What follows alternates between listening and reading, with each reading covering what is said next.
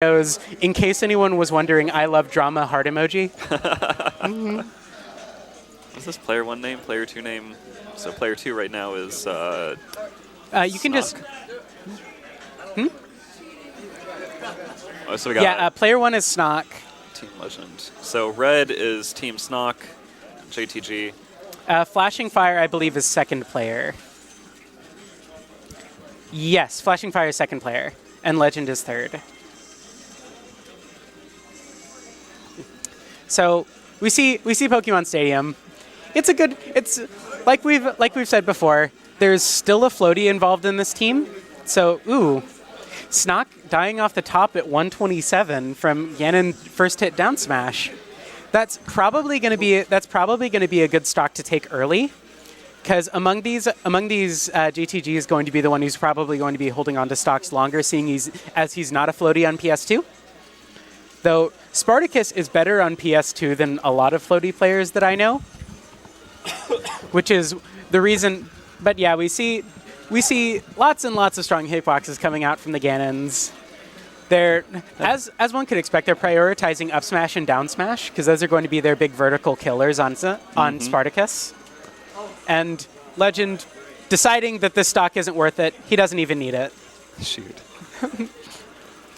So well, he might be right. They're ahead by a stock right now. Yeah.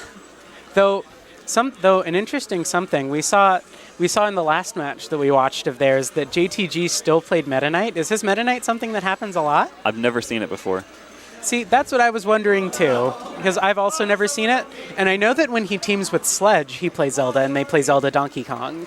Or Bowser Donkey Kong. Yeah, or Bowser Donkey Kong. Or Sledge does ZSS in teams a lot more. Yeah. Because she's got a lot more mobility and a lot less problems of being comboed across the stage. Makes sense.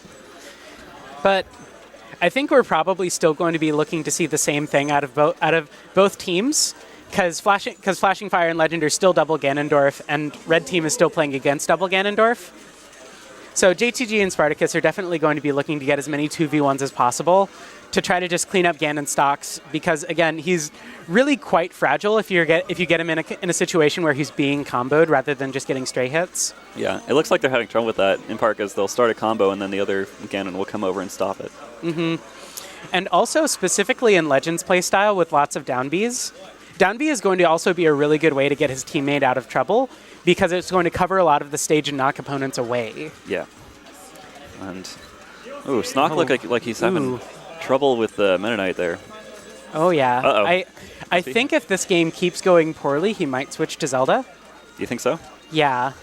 But he also might be trying to concede the fact that two floaties might not be the best team against double Ganondorf.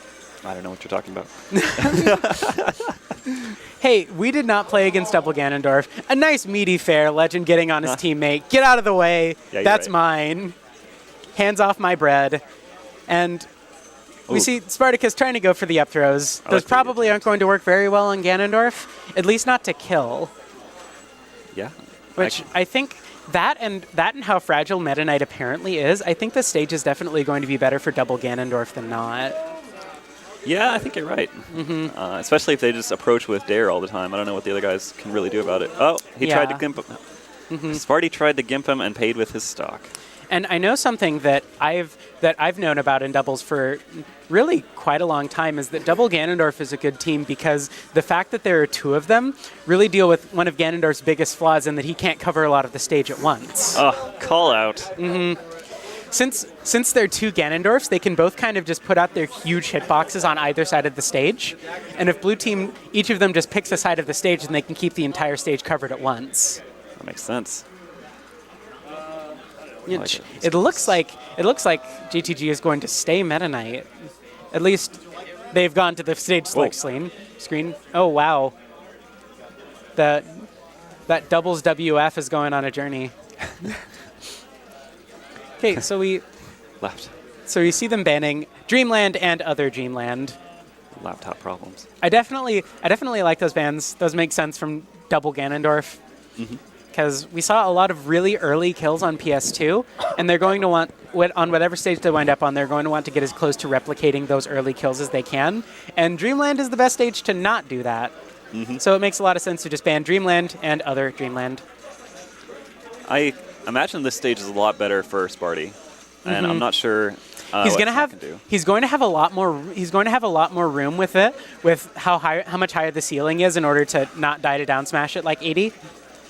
And also, I think the lack of platforms is going to really benefit Mewtwo and Meta Knight more than it will Ganondorf. Yeah, I think that's fair to say. Because I know that that a lot of high-profile Meta Knights, the ones that not Meta Knights, high-profile Ganondorfs, the ones that come to mind immediately are Kage the Warrior in Melee and Kuda. Don't like Final Destination because of that sort of Ganondorfy idea that you need the platforms for your movement, and you need the platforms in order to cover options and make sure your hitboxes actually hit something.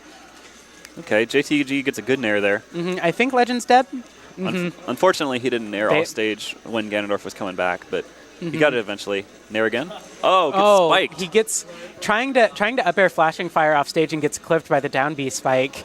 We're really good at these. The Gimps are going to hurt even more on the stage where they should be surviving longer than they were on PS2. Yeah.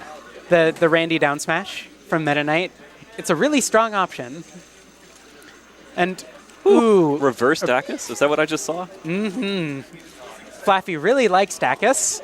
He uses it with all of his characters, and he hits it a lot. It's a good option. And especially with what we were saying earlier of the Ganondorfs using the fact that there are two of them to cover more of the stage, Dacus is going to be one of the better tools for doing that, along with down B from Legend, who it's really weird because FlaFi doesn't really down B and Legend doesn't really Dacus.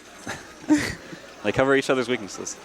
Oh, shoot. Missing that tech. How many down Bs has FlaFi spiked people with today? A lot. But Goodness. FlaFi sacrificing himself to still be up by 2 stocks. Yeah, I think that's good worth. Wow. Red team's really suffering. What do they need to do to come back here? I think what they need to do is try to focus on one Ganondorf at a time. Because the thing that you and I have done before when there's one Ganondorf on a team is focus in on the Ganondorf and kill him 7 times. Yeah, that works really well, actually. I think with 2 Ganondorfs, that works the same. You just have to pick one. And I know if it were me trying to pick one here, it would be Legend, just because FlaFi is on the tier list and Legend is not at the moment. Yeah, and also, even though Legend is the Ganondorf main among them, his movement is still going to be worse than FlaFi's here, just because FlaFi has had longer with the game and had longer with just noodling around with Ganondorf movement. Yeah. Or, okay, he's going to survive here. But I think definitely what Red Team wanted to do was to pick either Legend or FlaFi and kill them 7 times. Oh, man. Command grab says Nair doesn't matter. They take the stock, and that's... is it 3 out of 5? It's 2 out of 3, right? We have the 2 TOs, so, yep, it's 2 out of 3, so... Team TO.